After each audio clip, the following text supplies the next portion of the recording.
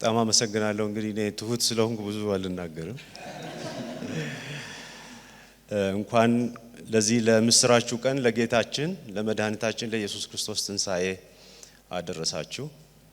እንደምታውቁት ይሄ የዓለም ሁሉ ታሪክ የማንም ግለሰብ ታሪክ የሚጠቀልል በጣም ተአምራዊ የሆነ ክስተት ነው በሰው ልጅ ታሪክ በፍጥረት ዓለም ታሪክም። ስለዚህ ያንን የምናስብበት በጣም የተባረከ ጊዜ ነው እና ጌታን በጣም እናመሰግናለን። እኔ ከእግዚአብሔር ቃል የተወሰነ አካፍላችኋለሁ። ሉቃስ ምዕራፍ 24 ከቁጥር 5 እስከ 7 ያለውን አንብቤ እዛ ላይ ጥቂት ሐሳቦችን አነሳለሁ። ሉቃስ ምዕራፍ 24 ከቁጥር 5 እስከ 7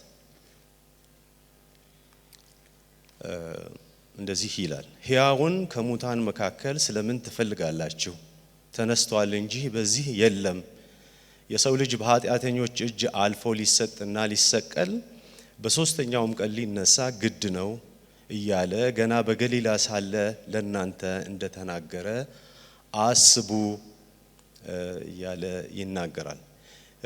ይሄ የትንሣኤ በዓል ነው።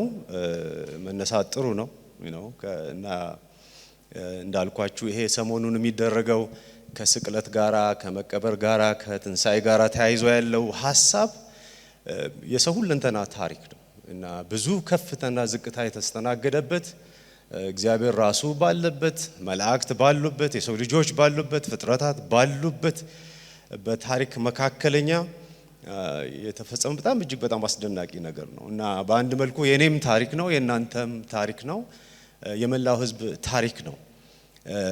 እኔ መቼም ስለ ትንሣኤ ያነሳን ስለ ወንጌል የምስራች አለመናገር አይቻልም።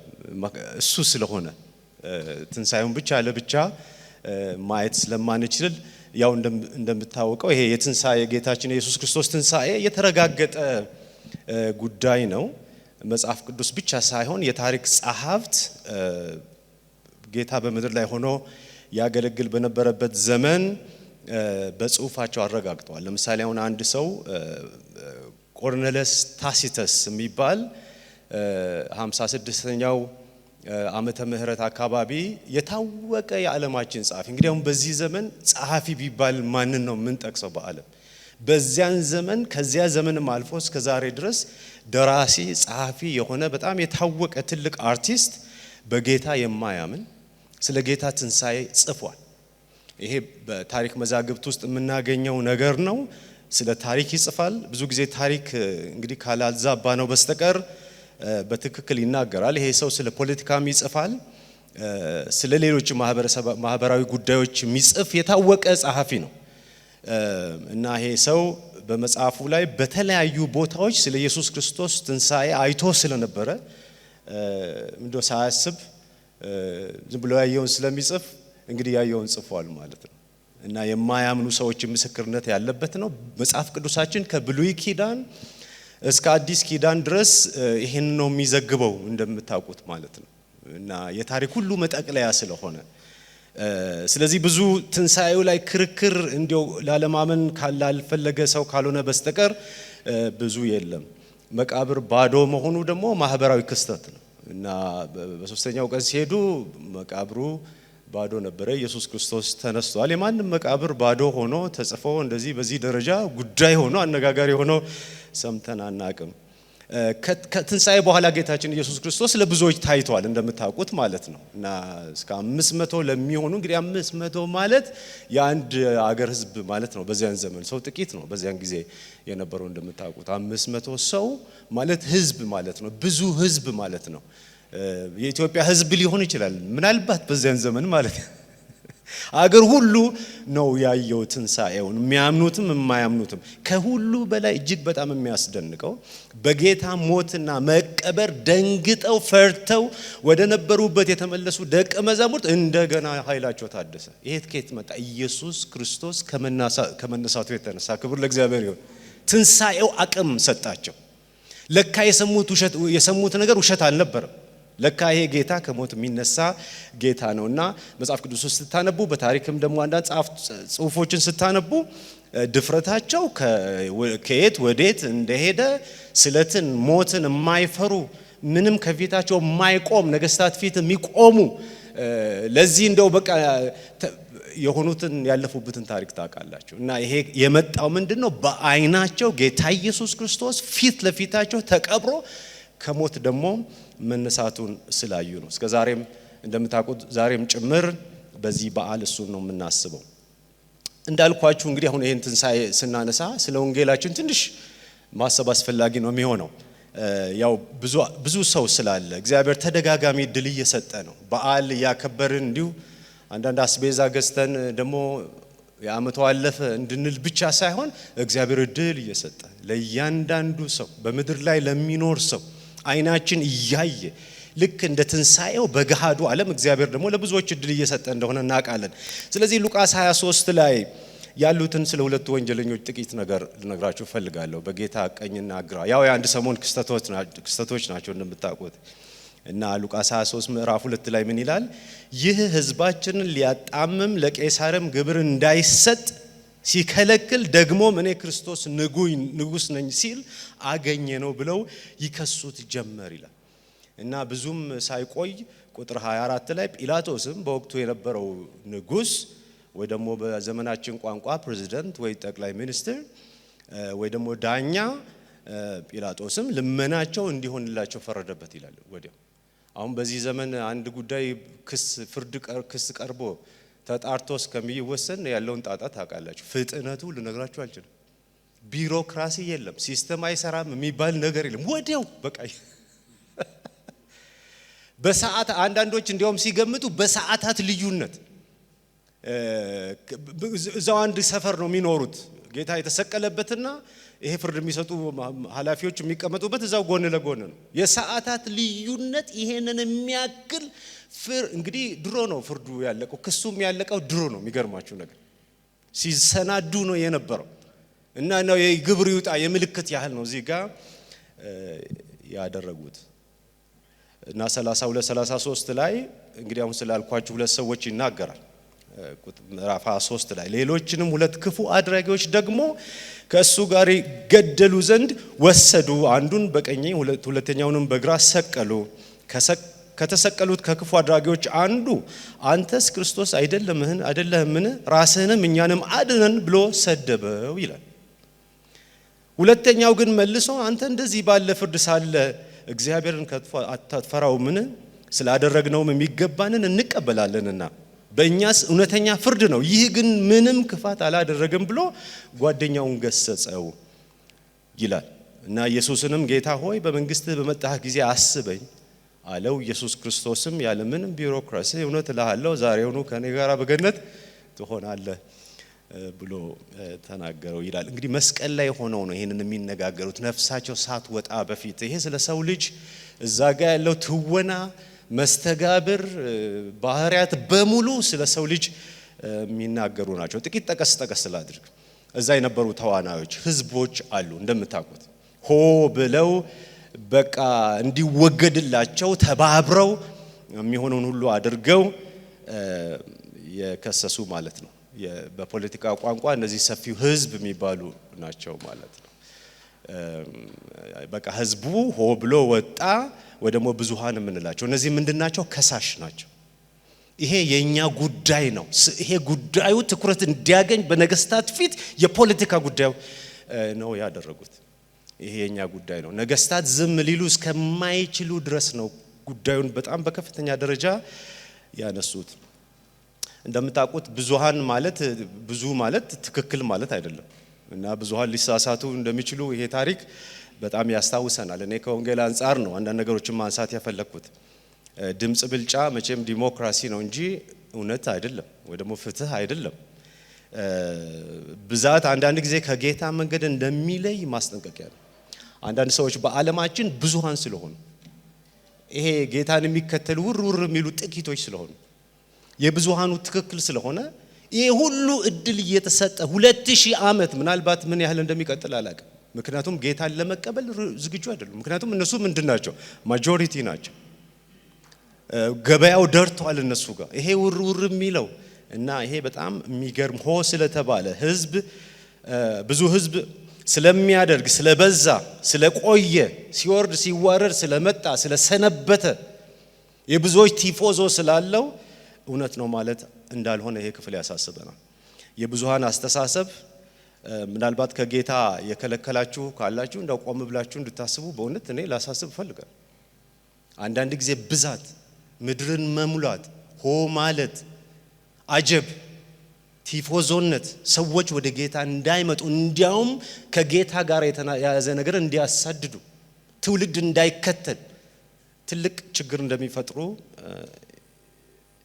ያሳየናል። ስለዚህ ሰው ብዙሃንን ተከትሎ ሳይሆን አንዱን መስቀል ላይ የተንጠለጠለውን ኢየሱስ ክርስቶስን አምኖ ነው ሰው የሚድነው። በብዙሃን አይደለም። ንጉስም አለ እዚህ ጋር እንደምትመለከቱት እናንተ እንድታነቡ ሁላችሁም አበረታታለሁ። ንጉስ ጲላጦስ አለ። ይሄ ደግሞ ፈራጅ ነው። ይሄ ባለ ስልጣን ነው። ስልጣን በእጁ ነው ያለው። ስልጣን ይገርማችኋል። አንዳንድ ጊዜ ጥሩ ነው፣ ደስ ይላል። አንዳንድ ጊዜ ጥሩ አይደለም። በተለይ ደግሞ ከክርስቶስ ይልቅ ለህዝብ ተገዢ እንድንሆን ያደርገናል። ከእውነት ይልቅ የደራው ገበያ ላይ እንድናጨበጭብ የዛ ተከታይ እንድንሆን እንድናጸና ያደርገናል። ለዚህ ባለስልጣኖች እንግዲህ ጲላጦስና አማካሪዎቹ የተሳሳቱትም ይሄንን ነው። መቼም ፍርድ እኮ ቢሆን ይሄም ሰው እኮ አንድም ቢሆን ፍትህ ይገባዋል፣ እውነት ውሸት። ነገር ግን ብዙሃን ስለሆነ እና እነዚህ ባለስልጣኖች ልብ ወደዛ እንዳደላ እንመለከታለን። እና ስልጣን እንደሱ ያደርጋል። አንዳንድ ጊዜ ለስልጣን ለፍርድ ሲሉ ለክብር ሲሉ ፍርድ ያጣምማሉ። እነሱ በስልጣን እስከ ቆዩ ድረስ እውነት ግድ የለም፣ ምንም ነገር ምንም አይቆጫቸውም። ስለዚህ አንዳንድ ጊዜ ስልጣንም ብዝሃነት ብቻ ሳይሆን ስልጣን፣ ሹመት፣ ሀብት፣ ዕውቀት፣ ዝና ሰውን ከፍ ከፍ የሚያደርጉ የስታተስ ነገሮች ሰዎች ወደ ጌታ እንዳይመጡ ትልቅ እንቅፋት እንደሆነ በዚህ ስፍራ እንመለከታለን። ጲላጦስ ወደ ጌታ መጥቶ ይሆን? ከዛ በኋላ የምናውቀው ነገር የለም። ለምሳሌ በኦርቶዶክስ እምነት ድኗል ብሎ ያምናሉ አንዳንድ ጽሑፎች እንደሚናገሩ። እኛ ደግሞ አናውቅም በእውነት ያው እንግዲህ ሰውየው መጽሐፍ ቅዱሳችን ስላልጻፈ ማለት ነው። ብድን ግን ደስ ይለናል። ያው ከዚህ በኋላ ብንጸልይም ደግሞ ይሰማል ብለን አናስብም እና ላሉት ነው የምንጸልየው፣ ላሉት ነው እኛ እንድድኑ ወንጌልን የምንሰብከው እና ለሔዋን ነው እና ያ ዕድል አንዴ ካመለጠ ተመልሶ የሚገኝ ነገር አይደለም። ታሪክ ጸሐፊዎች ግን ብዙ ጊዜ የማይዋሹት ማለት ነው። ሁሉም ታሪክ ጸሐፊ ትክክል ነው ልላችሁ አይደለም። ሙያተኛ የሆኑ ታሪክ ጸሐፊዎች እንደተናገሩት ግን ከዛ ኢየሱስ ራሱን ካጠፋ በኋላ ከስልጣኑ ያው ህዝብ ሆ ብሎ የመጣው ህዝብ ከስልጣኑ አባሮት ከዛ በኋላ ራሱን ሰቅሎ እንደሞተ ታሪክ የተመዘገቡ ታሪክቶች አሉ። እንደ ይሁዳ ማለት ኢየሱስ ዙሪያ ከሆናችሁ ወይ ትድናላችሁ ወይ ትሞታላችሁ። በዓለም ላይ ሁለት ሃይማኖት ብቻ ነው ያለው፣ በክርስቶስ ማመንና በክርስቶስ አለማመን ነው። መልኩ ብዙ ቢሆንም ማለት ወይ መዳን ነው ወይ አለመዳን ነው። ሌላ ሁለተኛ ነገር የለውም። ለዚህ ነው ጥንቃቄ የሚፈልገው። ሌሎች መኳንንቶች ደግሞ አሉ እንደምታውቁት። እነዚህ ስራ አስፈጻሚዎች ናቸው። በቃ ለማዕረጋቸው ሲሉ እንደው ታዛዥነታቸውን ለማሳየት ሲሉ ከእውነት ጋር የሚጣሉ ናቸው እና እውነት ማለት ነገስታት የሚሉትና የሚያደርጉት ነው እንጂ እውነት በራሱ የቆመ አይደለም። ስለዚህ ይሄ አንጻራዊነት ሰሞኑን የተጀመረ በድህረ ዘመናዊነት የተጀመረ ሳይሆን ከጥንትም ጀምሮ የነበረ ነው። አለቆች የስ ካሉ የስ ነው፣ አለቆች ኖ ካሉ ኖ ነው። እነሱ ያሉት ነው የሚሆነው። ስለዚህ እውነታቸው በእነሱና በአለቆቻቸው መካከል ባለ ነገር የሚወሰን አድርገው የሚሉ ሰዎች ናቸው እና እውነት የጊዜው ፋሽን ነው ማለት ነው። የኛ ግን ለዘላለም ልንከተል የተጠራ ነው። ማልፍበት ፋሽናችን የጌታችን የመድኃኒታችን የኢየሱስ ክርስቶስ ቃል የሱ ሞትና ትንሣኤ ነው እና ማንም ተነስቶ ተስማምቶ ስላለ የሚሆን ነገር የለም። ይሄ እውነት የማይነካ እውነት እንደሆነ ትመለከታላችሁ እና ዛሬም ብዙዎች ባለስልጣናት ወደ አቅም ባላቸው ሰዎች ባሉት ነገር ላይ የሚቆሙ ከጌታ ይልቅ እነሱ እኮ እንዲህ ብለው ጽፈዋል፣ ድሮ እንዲህ ብለው ተናግረዋል እያሉ በሱ ህይወታቸውን እዛ ላይ የሚያቆሙ ነውና የነገስታት ቃል የመኳንንቶች ቃል ጥሩ ቢሆንም ግን ጽሩ መሰረት ሊሆን አይችልም። የነገስታት ንጉስ ቃል ነው የጸና ትውልድን ህይወትን የሚያክል ነገር ለዘላለም ሊሸከም እንደሚችል ማለት ነው። በርባን አለ ነፍሰ ገዳይ። ስለሱ ጥቂት ነገር ብቻ እንገራችሁ። እዛ የነበሩትን ባህሪያት እየጨረስኩ ነው ጠቀስ። በርባን ስሙ ራሱ በርባን ኢየሱስ ተብሎ እንደሚጠራ እኔ ለማ ደገፋ ነው የምባለው፣ እሱ ደግሞ በርባን ኢየሱስ ነው የሚባለው ስሙ ራሱ። እና በርባንን ልቀቅልን ምናምን እንዳሉት ሰማላችሁ ታስታውሳላችሁ አይደል? በቃ አንድ ሰው መለቀቅ ስለነበረበት ኢየሱስን እንዳይለቅ ይሄ ንጉስ በስተት እንደከሰሱ መቼም ህሊናቸው ያውቃል። እና በርባንን ልቀቅልን ብለው እንግዲህ ተለቀቀ። መቼም ሾለከ ሰው። ክብር ለእግዚአብሔር ይሁን። ድኗል አልዳንም የምናውቀው ነገር የለም። ሊድን ይችል ይሆናል። ነገር ግን ከዛ መስቀል ሞት ያለ ጊዜ ከመቀጨት አመለጠ። በቃ ሎተሪ ወጣለት ማለት ነው። እና ይውጣላችሁ ለእናንተ እንግዲህ የሚወጣ ከሆነ በጌታ መሆን ራሱ ሎተሪ ነው፣ የዘላለም ሎተሪ። እና በፋሲካ ቀን ሞቱ በኢየሱስ ተተካ። ይሄ በርባን የሚባል ሰው መቼም የሰው ልጆችን ታሪክ የኛን ታሪክ የሚወክል ነው የሚመስለኝ። በጣም የገረመኝ የሁለቱ ግራና ቀኝ የተሰቀሉ ሌቦች ጉዳይ ነው። አንዱ በግራ አንዱ በቀኝ። እና ቁጥር 39 ላይ 23 ከተሰቀሉት ከክፉ አድራጊዎች አንዱ አንተስ ክርስቶስ አይደለህምን? ራስህንም እኛንም አድን ብሎ ምን አደረገው ይላል? ሰደበው ይላል። መስቀል ላይ ሆኖ እንግዲህ ይሄ በግራ ነው በቀኝ አይታወቅም። በእውነት መጽሐፍ ቅዱስ አልተናገረም፣ ግን በግራ ይሁን አይደል? ይሁን በቃ በግራ ነው። ይሄ በግራ ነው የተሰቀለው። መስቀል ላይ ሆኖ ኢየሱስን ሰደበው። መኳንንቱም ደግሞ ይላል ስሙ ይሄንን አሁን ሰቃዮቹ አስፈጻሚዎቹ ሌሎችን አዳነ፣ እርሱ በእግዚአብሔር የተመረጠው ክርስቶስ ከሆነ ራሱን ያድን እያሉ ያፌዙበት ነበር ይላል። ዩሲ አሁን ይሄ በግራ በኩል የተሰቀለው ሰውዬ እንደተስማማ ነው ማለት ነው። ራስን አድን የሚለው ከውስጡ አምጥቶ አይደለም፣ ህዝቡ አቅም እንዳለው አይቷል። ይውረድ ካሉ ንጉሱ እንደሚያወርድ አውቷል። ቅድም በርባን አይኑ ፊት ወድቋል። አሁን ኢየሱስን እያየ አይደለም የሚያወራው፣ እነሱን እያየ አድን ራስን ይላል። እነሱን ቢያወርዱት እኮ ብሎ ነው። እኔ አንድ ጓደኛ ያለኝ ስሙን አልጠራም እና አብረን ቁጭ ብለን ካፌ ቡና ስንጠጣ እኔን እያየ አያወራም፣ ሰው እያየ ያወራል። እና አንዳንድ ሰው ደንግጦ ይሄዳል። ይሄ ሰውዬ ልክ ጓደኛዬ ነው የሚመስለው። በቃ ህዝቡን እያየ አውርድ ራስን ይላል። ድምጹን ከፍ ያደረገ ከነሱ የሚመጣውን ድምጽ ነው የሚያስተጋባው፣ የራሱ ድምጽ አይደለም። ምናልባት ህዝቡ ከተባበረና ሆ ካለ እኔንም ከመስቀል ሊያወርደኝ ይችላል እኮ ነው። ህዝብ ስለደገፍክ አትድንም። ስለደገፍን አንድንም። ኢየሱስን ስለደገፍን ወደሱ ስላየን መስቀል ላይ ያ ምስኪን ህይወቱን ስለኛ ወደ ሰጠው ስላየን ነው የምንድነው። እና ብዙሃንን ስለተከተልን አንድንም፣ ኢየሱስን ተቃውመን ህዝብን ደግፈን ደግሞ ከመስቀል አንወርድም፣ ሲኦል ነው የምንወርደው በእውነት ይቅርታ በጣም። እና የመስቀል ላይ ማንነቱ እጅግ በጣም የሚያሳዝን ነው። መስቀል ላይ ሆኖ ምን አይነት ሰው ነው? እንደሱ የተሰቀለን ሰው በጥያቄ ማፋጠጥ፣ ነገረኛ መሆን፣ ክፋት፣ ስድብ፣ እጅግ መራራ ሰው። ይሄ ማንነቱ እኮ ያኔ የተፈጠረ አይደለም። በቃ አብሮ አድጎ ያረጀ ማንነት ሊሆን ይችላል። አንዳንድ ሰዎች ወደ ጌታ እንዳይመጡ የሚያደርጋቸው ባህሪያቸው ነው ክፋት፣ በቃ ሁሉ ነገር መቃወም፣ ምንም በጎ ነገር አለማየት፣ ስለራስም በዙሪያውም ስላለው ጨለምተኛ መሆን። ከዚህ የተነሳ እንግዲህ ታውቃላችሁ መቼም ሰው ሲጨመቅ የሚወጣው ጁስ ማንነቱ ነው አይደለም? ይሄ ሰውዬም ሲጨነቅ የሰነበተ አብሮ ያረጀው ማንነቱ ነው የወጣው። ብዙ ሰዎች ከባህሪ የተነሳ ወደ ጌታ እንኳን ለመምጣት እልህኛ የሚሆኑ ሰዎች እንመለከታለን። እና ባህሪያችን ወደ ጌታ እንዳንመጣ ሊያደርገን ይችላል። ራስን ማየት ጥሩ ነው። ባህሪያችን እንደምታውቁት በክርስትና ህይወታችንም በአገልግሎታችንም ተጽዕኖ እንዳለው እናያለን። እና ራስን ማየት ጥሩ ነው። ሁኔታዎችን ማገናዘብ እየተሻሻሉ መሄድ ነው። በጣም የሚያስደንቀው የመጨረሻው ሐሳቤ ሁለተኛው ሌባ ነው። በቀኝ ይሁን ያልነው ማለት ነው። እግዚአብሔርም በቀኝ አዋለው እና ምን አለ መሰላችሁ? አንተ እንደዚህ ባለ ፍርድ ሳለ እግዚአብሔርን ከቶ አትፈራው ምን ይለዋል ጓደኛው። በጣም ነው የተሰማው። ስላደረግነው የሚገባንን ይሄ እኮ ንስሐ ነው። እኛ እኮ ስላደረግነው የሚገባንን አገኘን፣ ይህ ግን ምንም ክፋት አላደረግም ይለዋል ኢየሱስ ክርስቶስ። በእውነት የመሰከረለት በጣም የሚገርም በዚህ ሰዓት ራሱን ያላየ እውነትን ያየ ጌታ ሆይ አለ፣ ወደ ጌታ ዞሮ። ያኛው ህዝብ እያየ ነው የሚናገረው፣ ይሄ ወደ ጌታ ዞረና ጌታ ሆይ በመንግስት በመጣ ጊዜ አስበኝ አለው። ኢየሱስም እውነት እልሃለሁ ዛሬ ከኔ ጋር በገነት ልክ አሁን ሬስቶራንት ገብታችሁ ቴካዌይ ይዛችሁ እንደምትሄዱ ቴካዌይ አድርጎት እልም ወደ ዘላለም። ክብር ለእግዚአብሔር። በጣም ስለ ደህንነታችን ብዙ ነገር ነው የሚናገረው። በቃ ይሄ ጸሎቱ የተሰማለት ሰው ነው።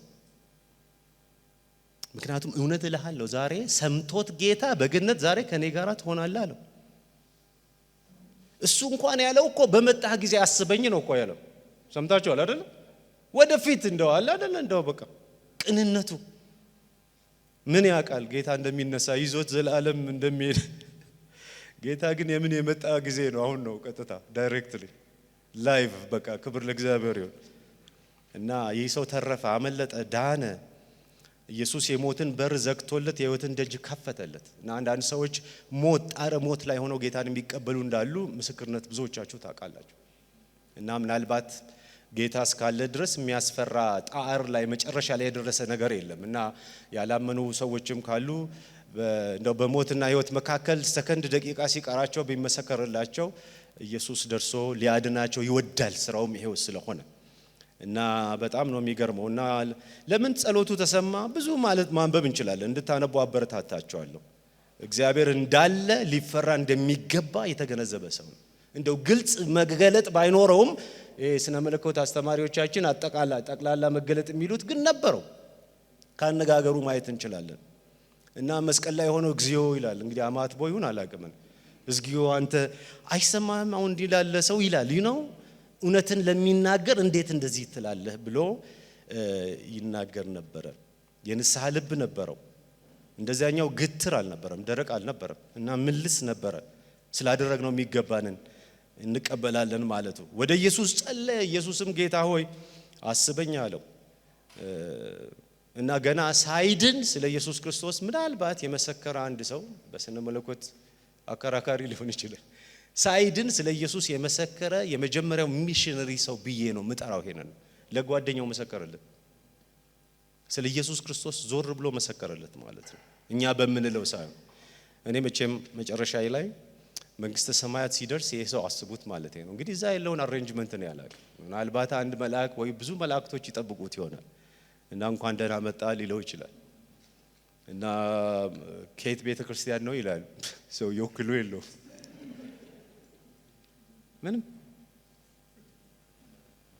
ምንም የሚያውቀው ነገር የለም። ተጠምቀሃል? ምንም ይላል ሰውየው። ምንም የሚያውቀው ነገር የለም።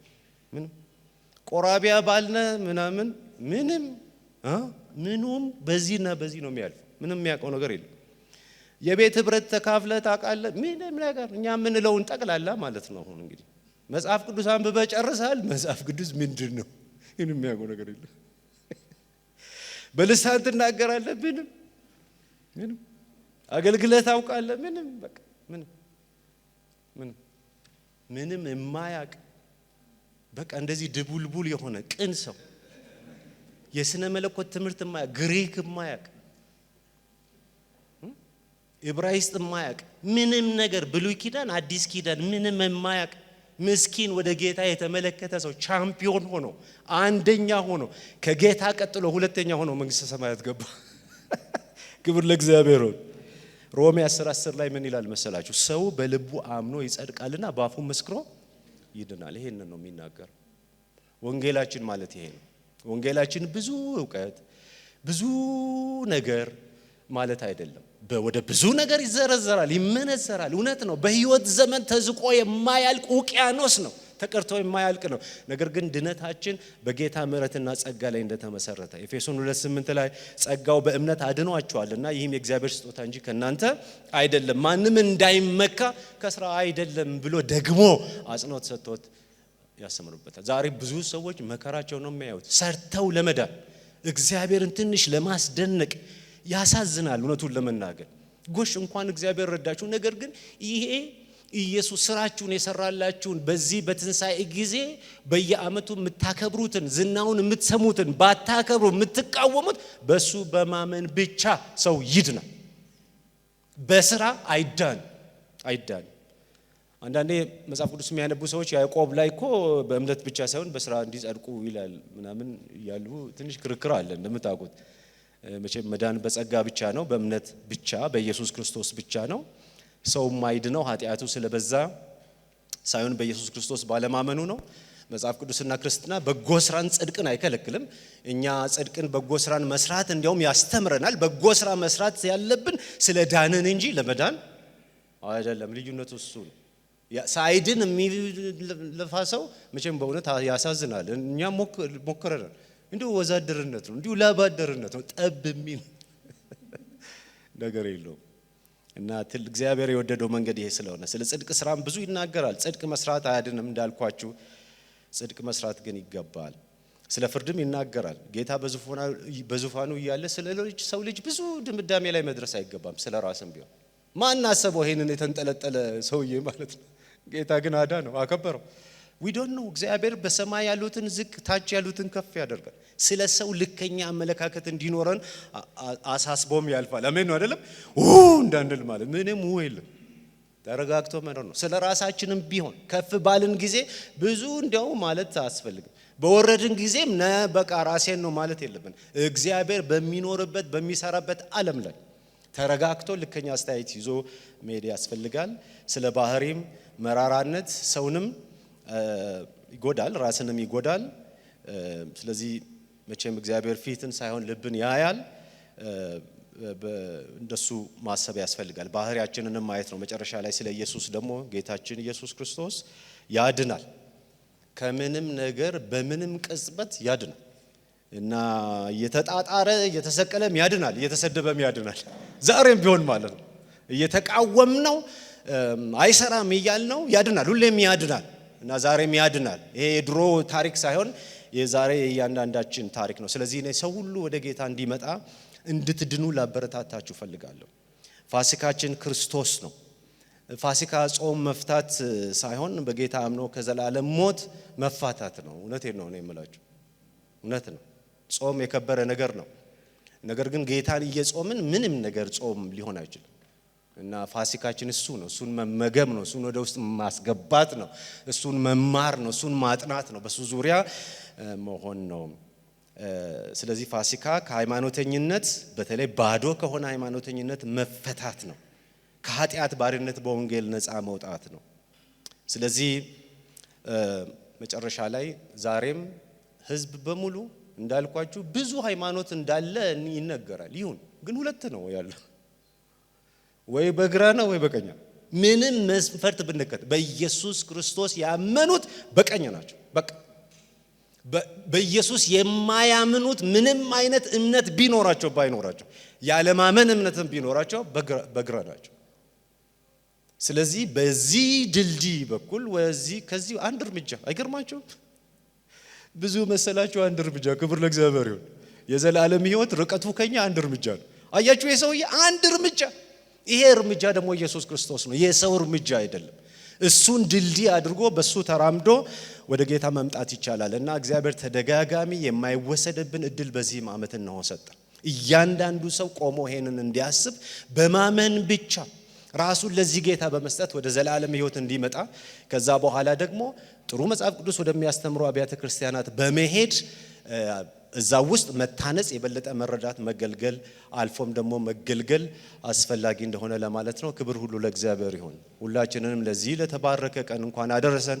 እናንተ እዚህ ያላችሁ ደግሞ እንኳን ደስ ያላችሁ፣ ጌታን ይዛችሁ ስለደረሳችሁ። ያለ ጌታ ዓመት ቢመጣ ቢያልፍ ትርጉም የለውም እና በጌታ ስለሆናችሁ እንድትበረቱ ይሄን ጌታ እንድታገለግሉ ለማለት ፈልጋለሁ። ጌታ ይባርካችሁ። ተስፍሻ አመሰግናለሁ።